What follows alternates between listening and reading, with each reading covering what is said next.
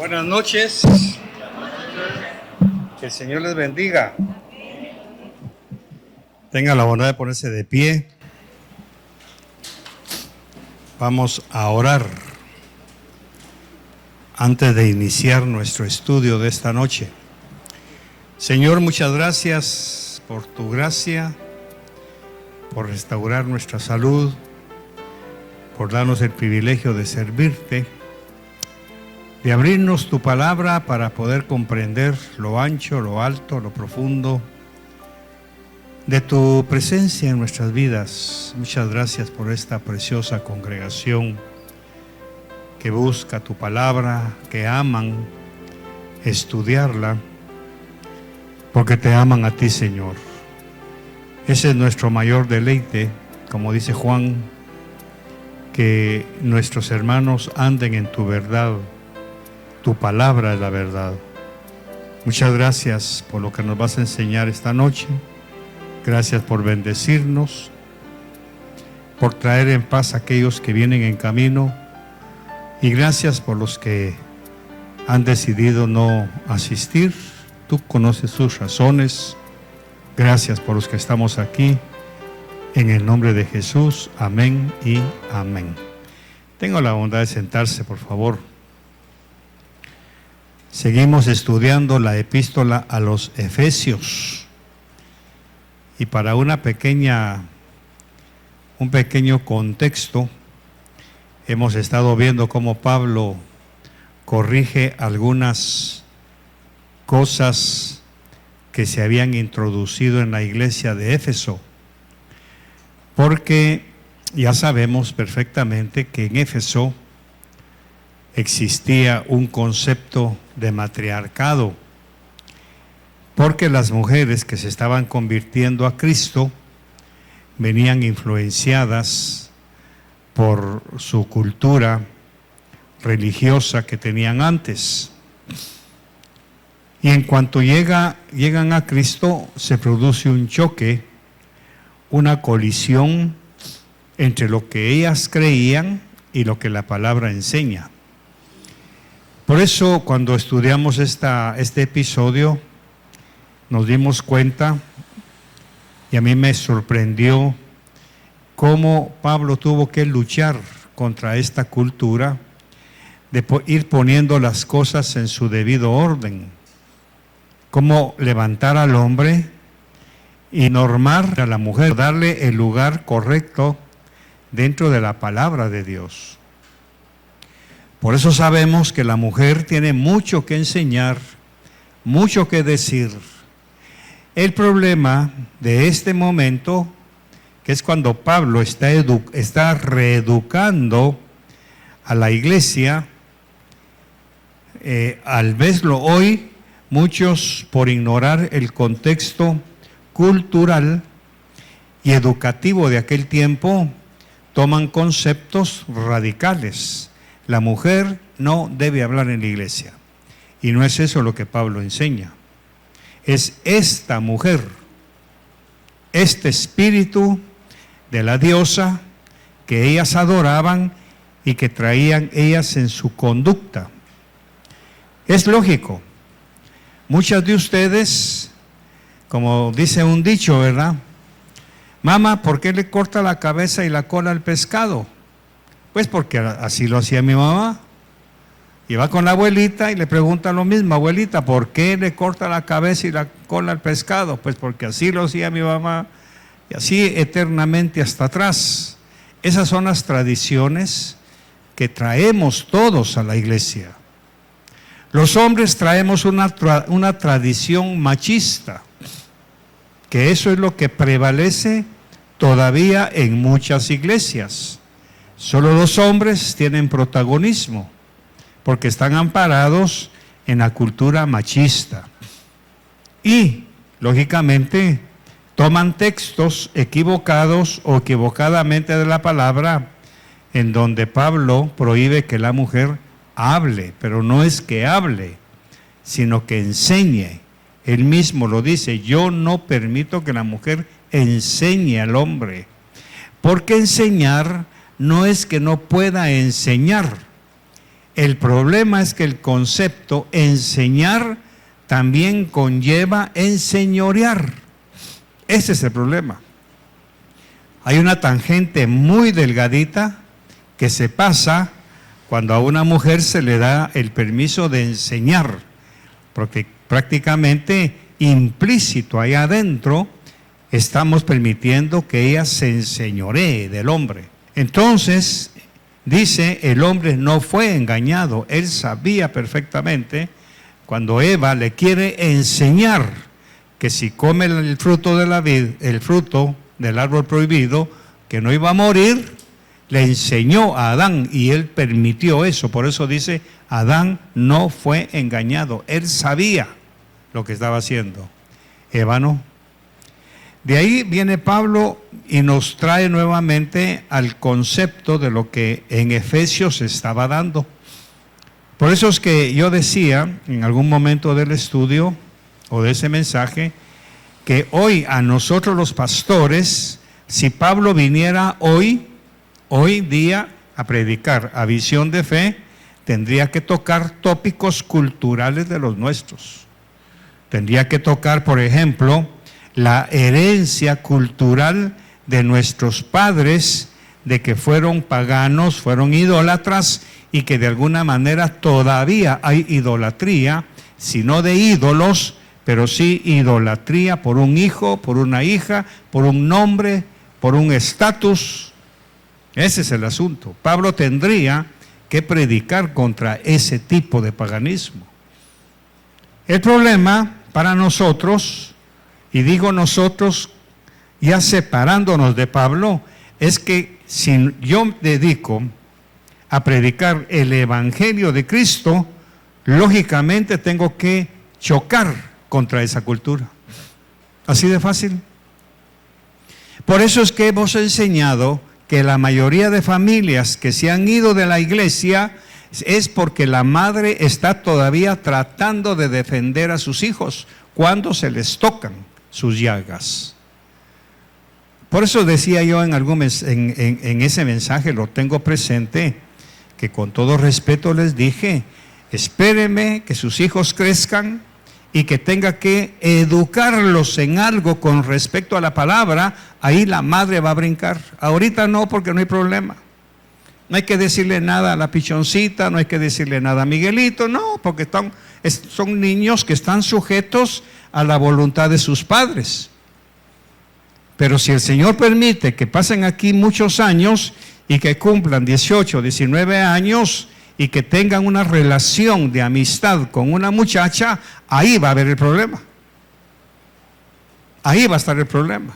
O sea, se repite el síndrome de Efesios.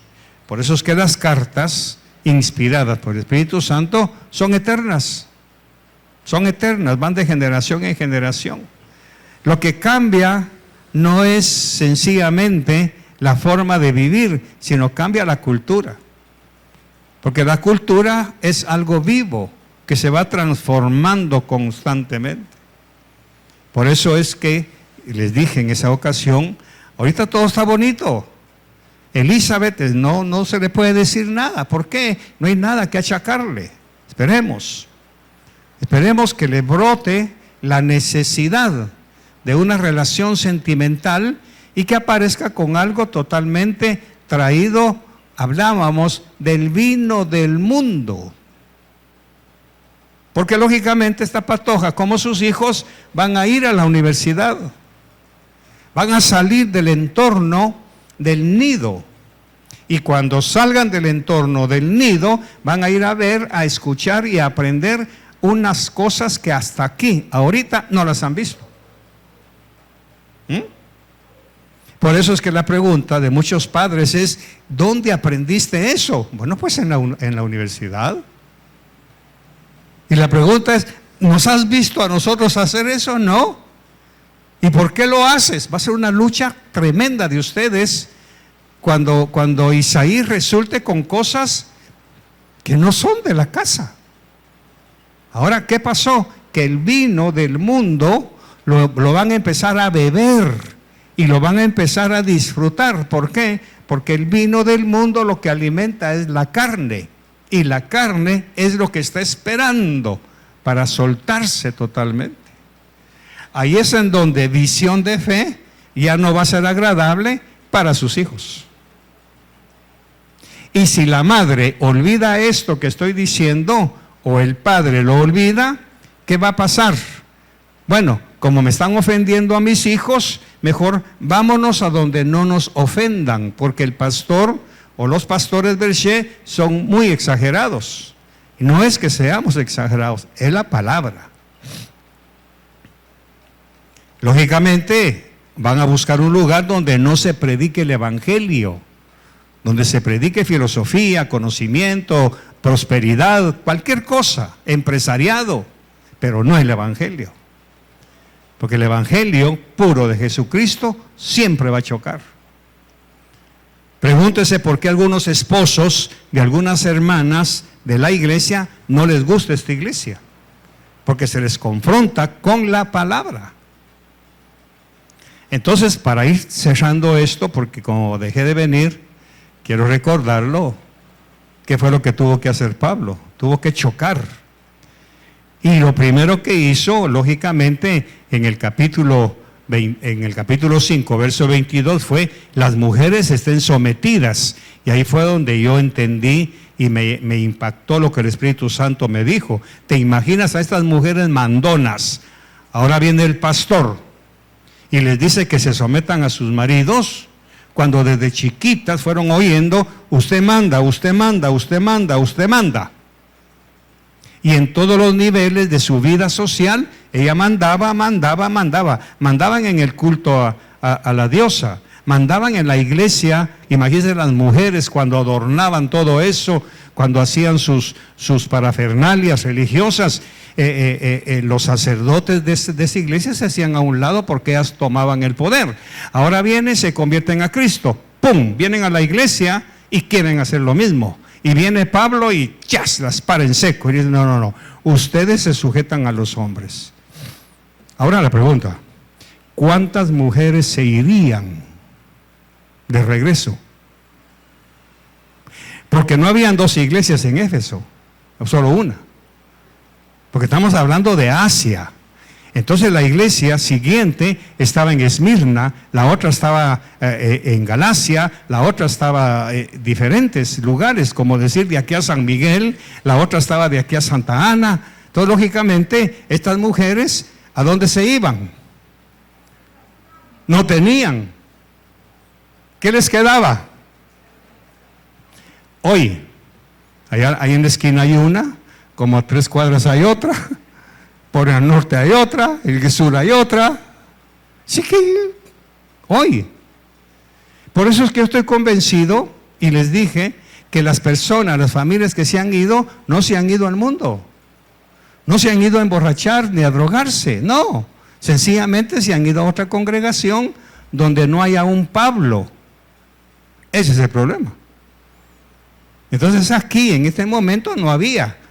Pero veamos lo moral. ¿Qué sentirían esas mujeres cuando Pablo los puso y les dijo: ustedes sujétense y hagan mi favor, cállense? No les gustó. Ahora, ¿no les gustó a quién? A la carne. Entonces los hombres aplaudieron, ¿verdad? Así me gusta Pablo, qué bueno Pablo. Lo que decíamos, qué bonito el mensaje del pastor cuando no me toca. Pero ahora viene Pablo y le da vuelta: y ustedes hombres, hombres que desde niños estaban acostumbrados a que sea su hermana la que mande, ahora le dice al hombre: usted tiene que mandar. La pregunta: ¿y cómo se manda? ¿Y cómo soy cabeza? Si en mi familia, mi abuelita, mi mamá, mi hermana, todas han sido cabezas, y ahora viene Pablo y me dice que yo sea cabeza. ¿Y eso cómo se hace? Ahora, lo que yo quiero señalarles, ¿se da cuenta el trabajo pastoral de Pablo? Se necesitó una porción muy poderosa del Espíritu Santo para ayudarlo y convencer a esta gente de que las cosas no son como las hemos traído del mundo. Por eso es que como pastor Tengo que ver qué familias no vienen a la iglesia, y aunque ya estoy tratando de no meterme en ese rol, pero lo tengo presente. Hay gente que ya no viene a la iglesia. ¿Por qué? Porque no le están dando la prioridad al Señor. ¿De dónde lo sacan? La cultura. Estoy cansado, tengo hambre, hoy no puedo, tengo que ir aquí, tengo que ir allá. Y a Dios, no, cuando tenga tiempo. Pues lo de afuera. ¿Se da cuenta? Entonces, Pablo luchó contra eso. Nosotros luchamos contra esto. Usted tiene que luchar en su propia casa, porque si usted es hombre, es cabeza y es pastor de su familia, usted tiene que luchar contra lo que sus hijos lleven, contra las costumbres. En una ocasión le dije a Dayani, porque lo estaba enseñando a socializar, en aquel tiempo no había peligro, hoy tampoco ya hay, hoy no hay pretexto para que sus hijos no salgan a jugar y aprendan a compartir con sus vecinos, porque es parte de la sociabilidad que hay que tener. Y le dije a Dayani, vaya a jugar con sus amigos, y es que no tengo amigos, vaya, hay patojos que están allá afuera jugando, y vaya y preséntese con ellos, y fue y toda la cuestión. Pero inmediatamente que lo vi por la ventana, como a los 2 días, escupió, ¡chos! Venga para acá. Aquí en nosotros nunca se acostumbra a escupir en la calle. No lo vuelva a hacer. O sea, lo malo se le pegó así, pero mi obligación era cortarlo. Eso no es correcto. No es de buena educación escupir en la calle. ¿Estamos? Sí, papá. Vaya a seguir jugando, porque no se trata de pelear, se trata de corregir. Ahora, como papá, tuve que empezar a educar a Dayani y que aprenda a estar en la calle, bajo los patrones de nuestra costumbre. Lógico, da más miedo que se vayan a jugar a la calle por lo que puedan aprender. Pero ¿y para qué está usted? De eso vamos a hablar. Por eso es que Pablo le dice a la mujer, luego le dice al hombre, y ahora va a hablar con los hijos. Hijos. Lógicamente, cuando él habla con los hijos, no está hablando con los hijos, está hablando con los padres. El mensaje de los hijos se los está dando a los padres. Porque ¿cómo le voy a enseñar como pastor a la hermana de Isaí? ¿Cómo le voy a enseñar a Eliana que se sujete a sus padres si eso no me compete a mí? Eso no me toca a mí. A mí no me toca enseñar a su hija que se sujete a ustedes. Esos son ustedes.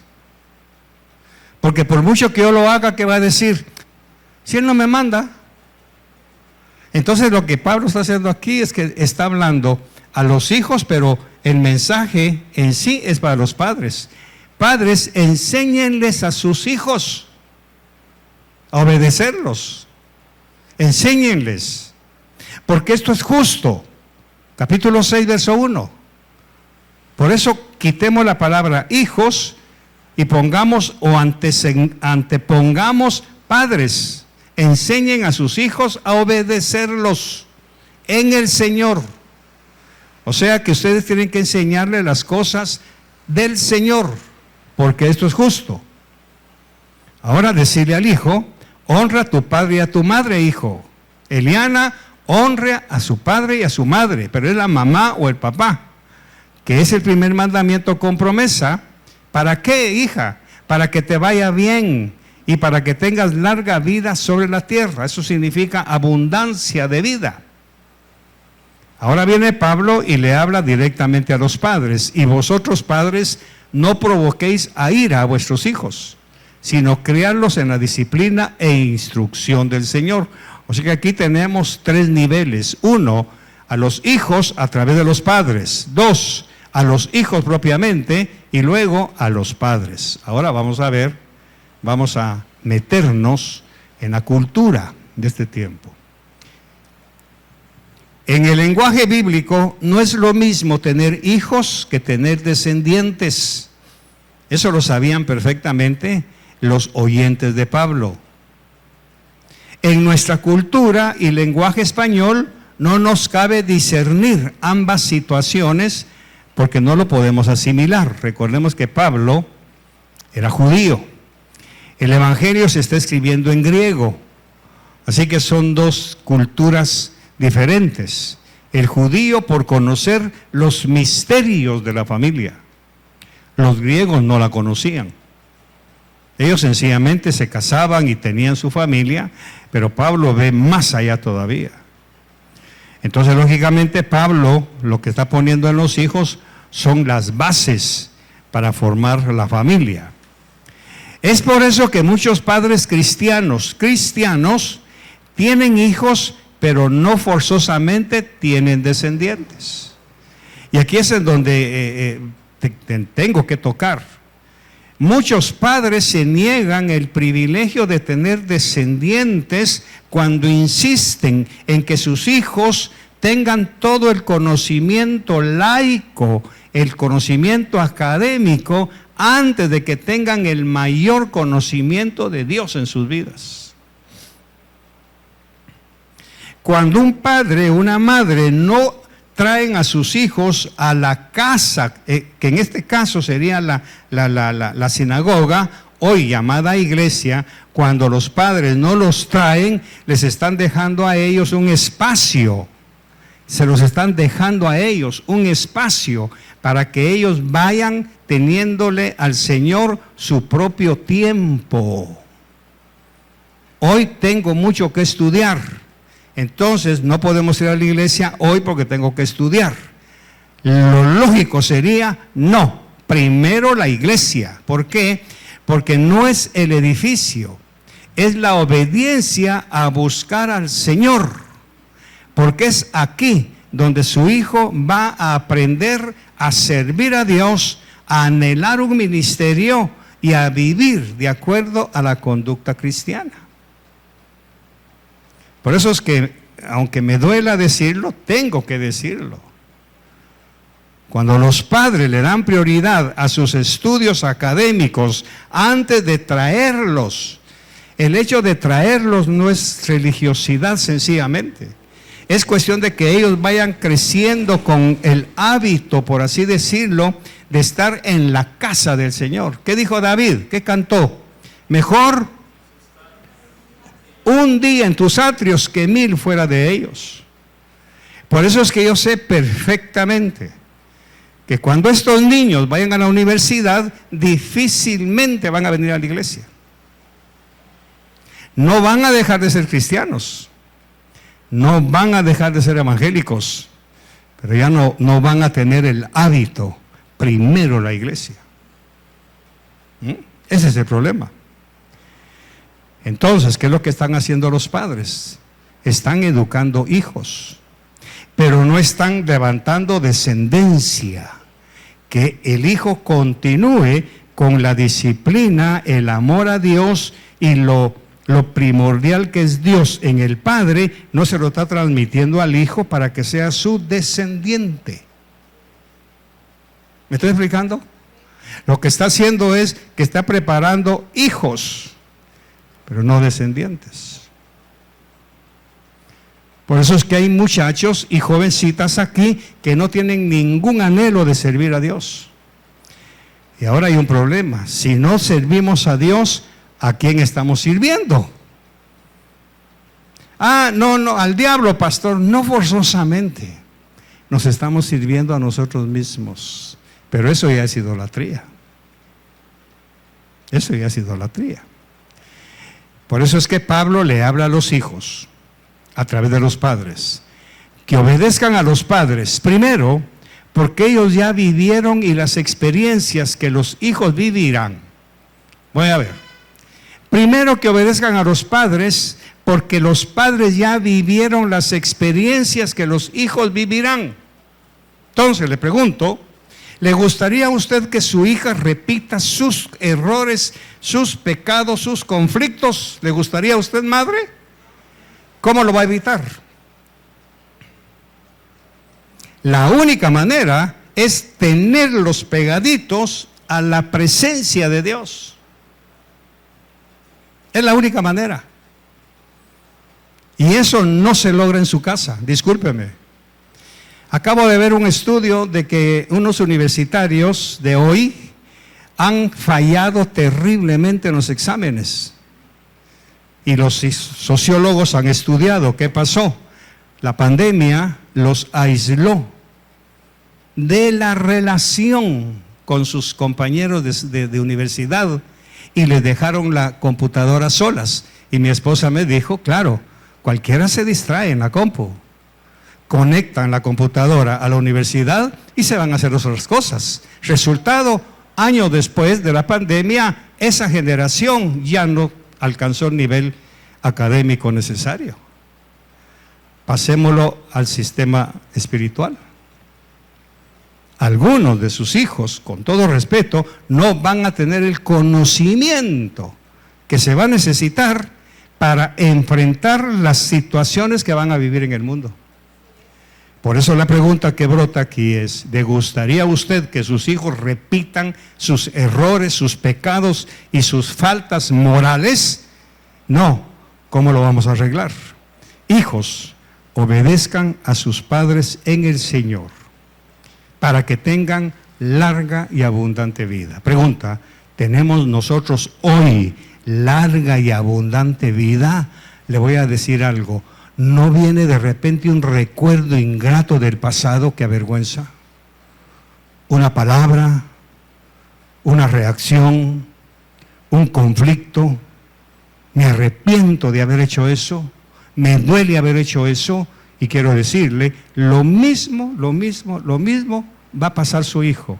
Entonces, es un egoísmo craso dejar que los hijos decidan cuándo buscar a Dios, sabiendo que las cosas que nosotros vivimos las van a repetir ellos. Tal la madre, tal la hija.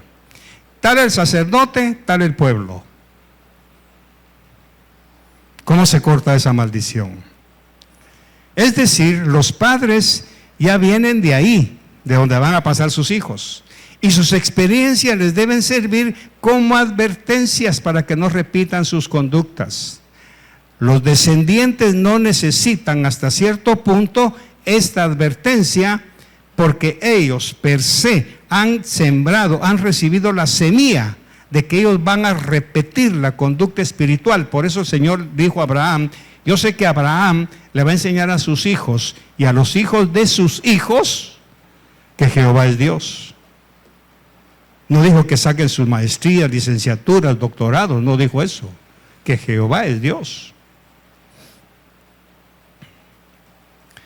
Los descendientes saben que sus padres son la autoridad sobre ellos y se rinden fácilmente a sus instrucciones. El hijo no. El hijo se siente con derecho de exigir cosas que el descendiente, por su madurez, por su espiritualidad, va relegando.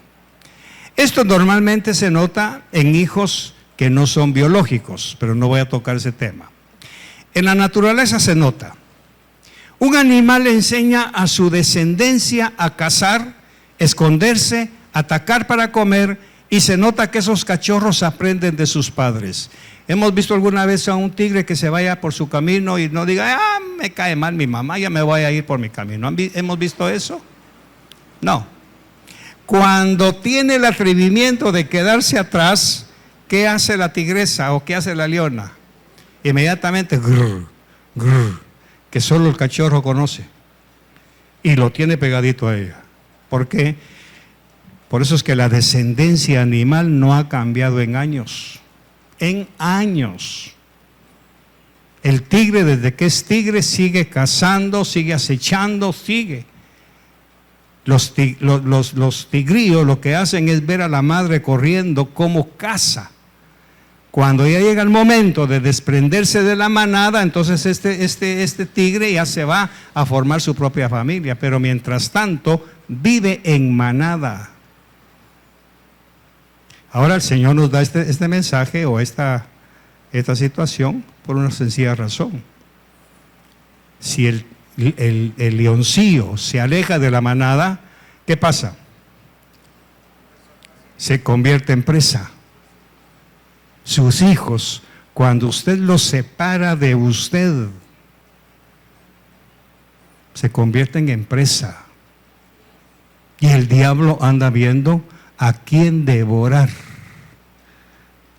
Ese es el problema. Por eso es que esto que estoy tocando es doloroso. Algunos de nuestros hijos se separaron de nosotros. A la fuerza o por cualquier cosa se separaron y trajeron desorden a sus vidas. Hoy, años después, están con culpa por haberse separado de su familia. Ese es el problema. Por eso es que yo les digo, preparen a sus hijos para la universidad. Después de eso, prepárenlos para cuando vayan a trabajar. Recuérdese usted, ¿quién era usted en la U? ¿Quién era usted cuando empezó a trabajar a los 16, 17 años? ¿Quién era usted? ¿Por qué sus hijos no van a hacer exactamente lo mismo si de ahí viene usted? Aquí es donde muchos padres caen en la trampa de la psicología moderna, dejando libres a los niños sin darse cuenta si seguramente ese niño ha quedado a su libre albedrío y puede llegar a ser uno de sus descendientes. Y usted mismo o yo mismo lo he convertido en hijo. Examínese usted. ¿Está usted preparando descendencia?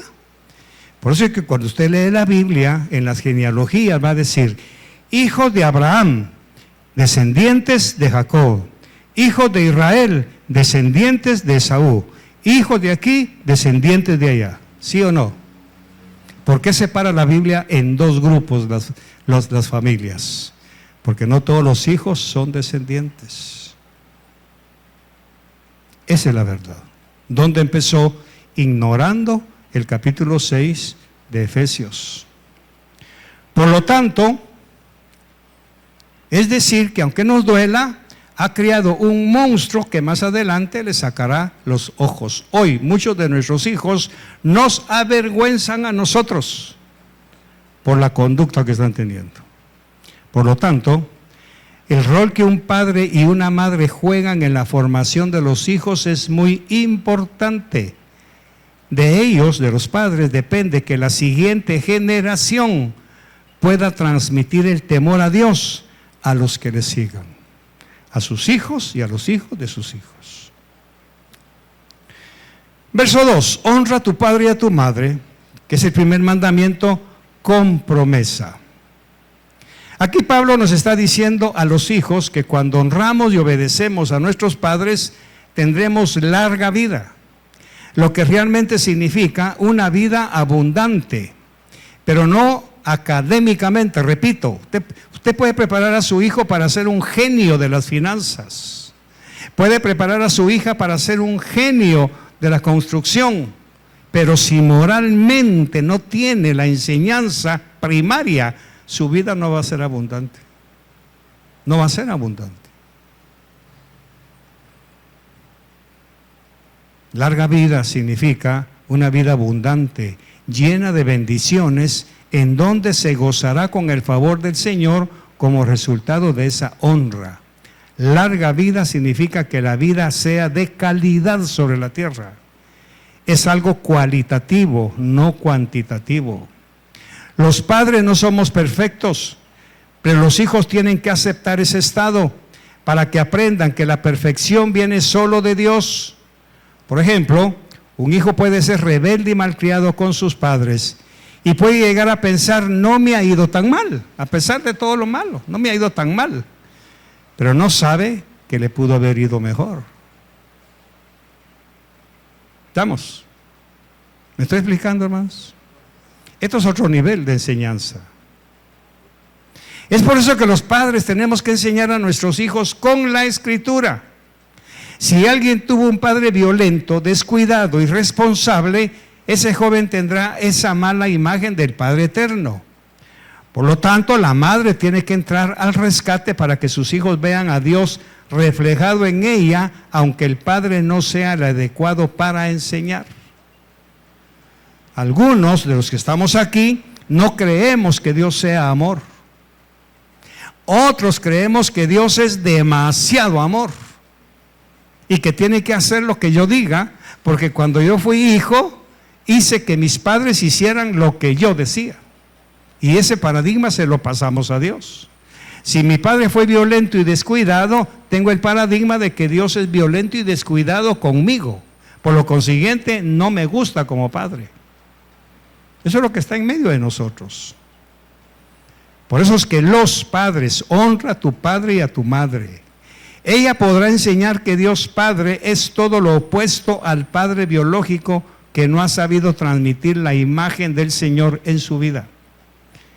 La madre puede limpiar el concepto del padre, guiando a sus hijos a que se refugien en el Señor para todo lo que necesiten, pero no solo fe, también obediencia.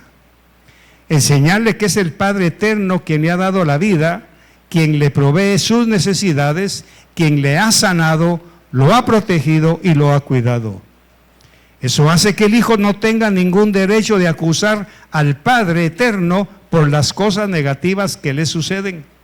Y además podrá aprender a justificar a su padre biológico que no tuvo la oportunidad de conocer al Señor Todopoderoso. Es sabido que para un hijo, la figura más exitosa de su vida son sus padres. Póngame atención en esto, por favor. Es la figura más admirada, pero con el tiempo empieza a admirar a otras personas y se va alejando de los padres. Empieza a admirar a los héroes del mundo, de la televisión, de las redes, y eso lo va oponiendo al respeto a sus padres, porque esas figuras han sido creadas para darle gusto a la carne. ¿Cómo funciona? En algún momento, cuando yo estudiando esto me acordé que cuando tenía tal vez como unos 8 o 9 años, entonces cuando mi mamá se empezaba a arreglar yo sentía cólera. Pero cuando llegué a mi edad adolescente ya no me gustaba mi mamá. Me gustaban a las patojas de la escuela. ¿Qué pasó? Mi heroína ya no es ahora mi heroína. Ahora cambié y me gusta otra persona. Y así es como la naturaleza del hombre y de la mujer va ascendiendo y ascendiendo y ascendiendo. Hoy, a los 48 años de casado, yo amo más que a mi mamá, amo a esta mujer. 43, gracias. 43 años después, amo a esta mujer más que a mi mamá. Por eso, por ella dejará el hombre padre y madre. Dios sabía perfectamente que el hijo o la hija se enamoran porque son sus ídolos, son sus perfecciones, pero llega un momento en que se va para otro lado y entonces lo normal, lo correcto y lo ético es que el corazón del niño se despegue de la mamá y se vaya a donde tiene que irse. ¿Me estoy explicando? Eso es lo que estamos hablando aquí. Su hijo, que a usted no... Mire, alguna mamá me lo puede confirmar. Usted se está arreglando y el hijo está... ¿Y qué tanto me miras, hipote? ¿Alguien le ha pasado eso? No tenga miedo. Si eso es algo normal, qué bueno que a su hijo le gustan las mujeres, empezando por usted.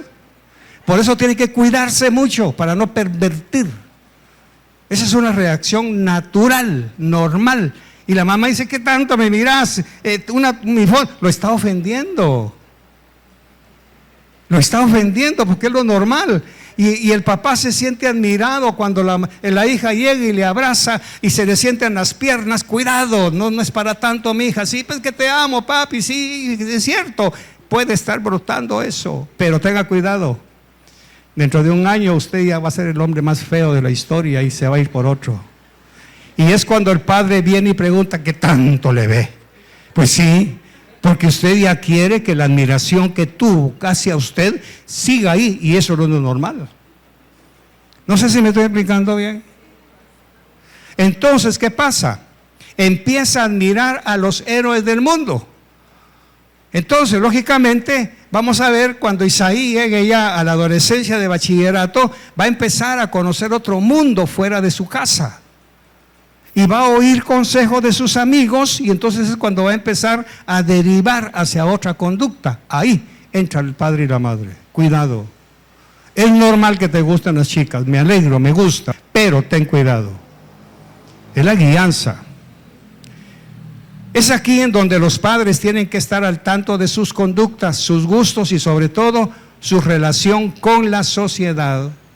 El celular, por ejemplo, es uno de los peligros más sutiles que se está metiendo entre los padres y los hijos. Porque las pantallas juegan con nuestros sentidos, nuestras emociones, y nos capturan y nos apartan de la obediencia. Es obligación de los padres guardarlos en todos estos enemigos. Verso 3, para que te vaya bien y para que tengas larga vida sobre la tierra. Y aquí hay algo que duele. Muchas madres están llorando porque sus hijos tuvieron corta vida en la tierra. Murieron donde no debieran haber muerto. Culpa de los padres. No apretaron a los hijos, no los enseñaron según la palabra, sino los dejaron a su libre albedrío. Eso es peligrosísimo. Entonces, dele vuelta. Honra, deshonra a tu padre y a tu madre para que te vaya mal y para que tengas corta vida sobre la tierra. Así sencillo.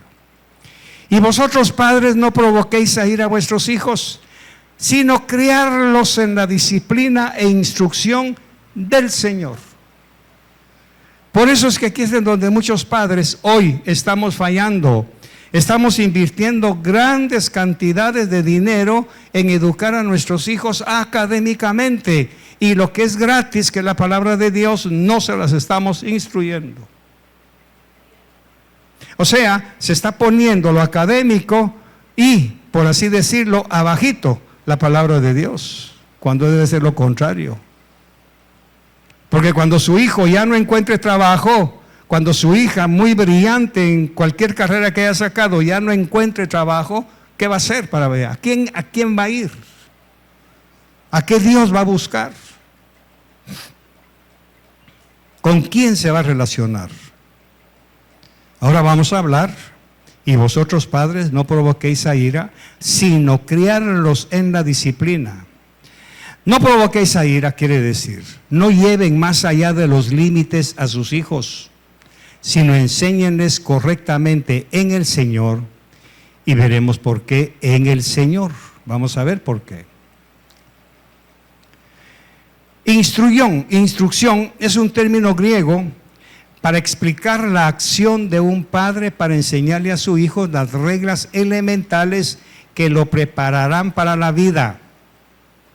Recordemos que los griegos, que es la cultura de este tiempo, recordemos que los griegos vivían en ciudades-estado, eran las polis, y como tal, cada ciudad griega eran autónomas unas de otras, no estaban gobernadas por un gobierno central. Cada poli era un estado y tenía sus propios gobernantes. Ojo con esto. Y como tal eran autónomas unas de otras. Entonces, en el sistema griego se esperaba que cualquier ciudadano griego tenía que estar preparado para ocupar puestos de importancia en el gobierno de su ciudad. Lo voy a repetir. Para los griegos que vivían, digamos, en Éfeso, era una ciudad-estado. Quiere decir, tenía sus propios gobernantes.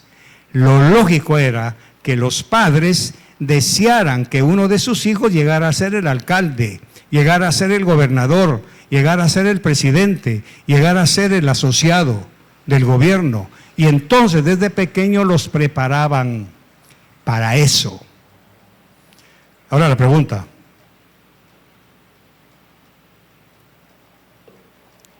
¿Y hoy? ¿Esperas tú que un día Isaí sea presidente del país? Posiblemente no, pero sí de una empresa. ¿Espera usted que Eliana algún día sea ministra del gobierno? Posiblemente no, pero sí ministra de una empresa multinacional. Les pregunto a usted, ¿le gustaría que un día su hijo llegara a ser una eminencia en laboratorios farmacéuticos? Posiblemente no, pero sí un químico renombrado, y por qué no un premio Nobel. Ese es un deseo normal, incorrecto. Eso es lo que pasaba con los griegos. Los griegos preparaban a sus hijos para un día ocuparan un puesto en el gobierno de su ciudad. Entonces los griegos les enseñaban a sus hijos desde pequeños varias áreas. Y usted lo puede ver en el YouTube o en la compu. Gimnasia. Por eso eran esbeltos. Por eso la estética griega hasta el día de hoy es algo admirable. Porque desde niños se les enseñaba eso. Se les enseñaba geometría, retórica, gramática. Porque era importante que ellos supieran hablar bien, que se distinguieran. Usted sabe que habían dos clases de griego. El griego koine, que era el de la calle, y el griego clásico, que era el de Sócrates. Es como hoy. Está el Span English y está el inglés. ¿Sí o no? Igual. Entonces, ¿usted le va a pagar a un médico para que estudie Span English o inglés? ¿Para qué?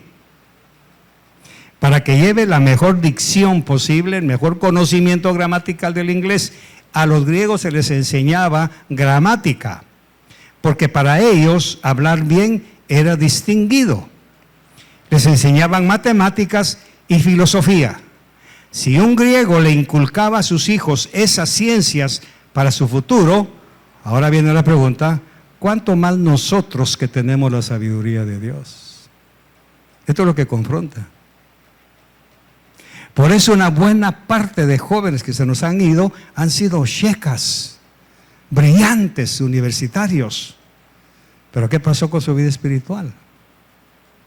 No dieron la talla, no soportaron la sana doctrina, no aceptaron la corrección del Evangelio. Es asombroso, pero hoy estamos viendo a un Éfeso en chiquito aquí con nosotros. ¿La culpa de quién es? De los padres. Los están preparando para su polis, pero no para la vida eterna. Es por eso que Pablo dice, criarlos en la disciplina e instrucción del Señor, o sea, en el conocimiento del Señor, para que a diferencia de los griegos, los hijos sean preparados no solo para enfrentar a la sociedad, pero también el mundo corrupto.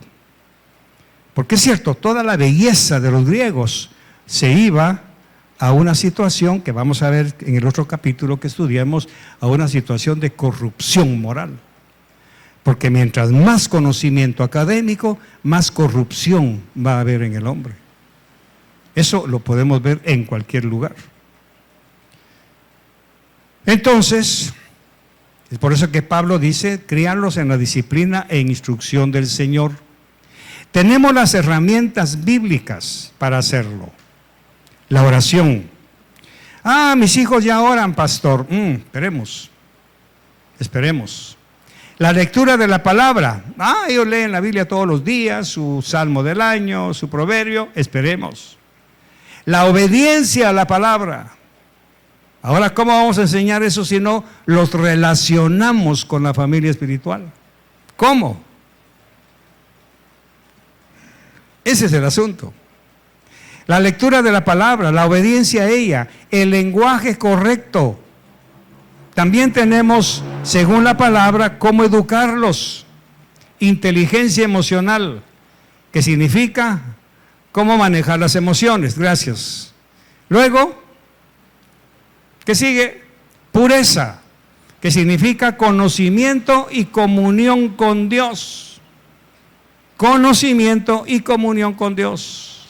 Luego viene discernimiento, buenas costumbres, que sepan vestirse, que sepan comer, que sepan sentarse, que sepan cómo relacionarse socialmente. Sometimiento o sujeción a la autoridad, redargüimiento o demostración de cómo vivir. Eso no se enseña en la universidad. Eso se enseña única y exclusivamente en el hogar. Un padre judío empieza a enseñarle a su hijo la Torá desde los 5 años. Es ahí en donde aprende a leer no solo la gramática, sino también la palabra de Dios. No hay tiempo para hablar de fútbol, televisión, cine, ni nada que lo distraiga.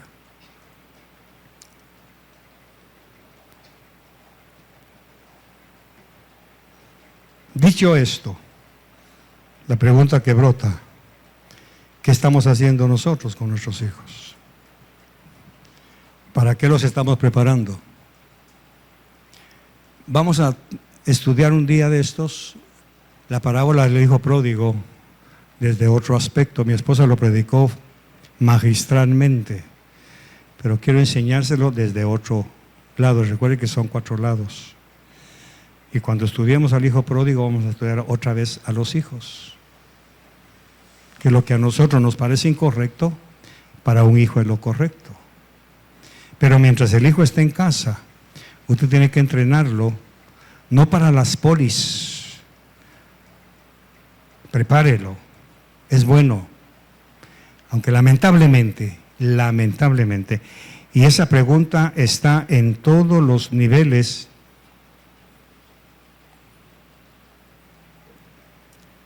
de los evangélicos. ¿Puede un evangélico ocupar puestos políticos de un gobierno? Esa es la pregunta que está. Cada 4 años los pastores hacen concilios, hacen reuniones, hacen talleres. ¿Puede un pastor ser presidente de un gobierno? ¿Puede? Unos dicen sí, otros dicen no. Mi experiencia, nuevamente vengo y me pongo como experiencia. ¿Por qué? Porque si su hijo va a ser su descendiente, no puede llegar a ser un gobernador de una polis. No puede. Lo va a perder. Si su hijo es para ser su hijo, déle todas las carreras que quiera. Mándelo a Harvard, mándele a Inglaterra, a Londres, a estudiar todo lo que quiera. Pero no le garantizo que sea su descendiente. Va a ser su orgullo, pero no va a ser el orgullo de Dios, por decir algo. Aunque Dios no tiene orgullo, ¿verdad? Pero no sé cómo decirlo. Que complazca a Dios, difícilmente. Difícilmente. Porque el mundo de las tinieblas no tiene nada que ver con el mundo de la luz. Son 2 choques diferentes.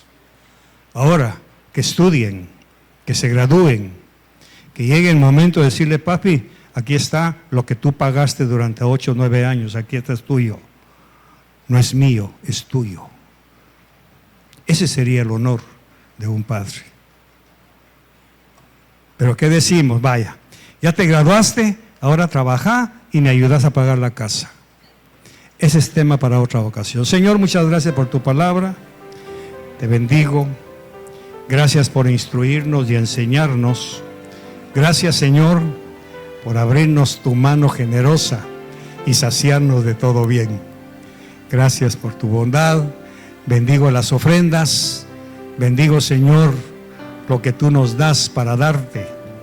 Muchas gracias por bendecirnos con tu palabra y, Señor, por enriquecernos. En el nombre de Jesús, amén y amén.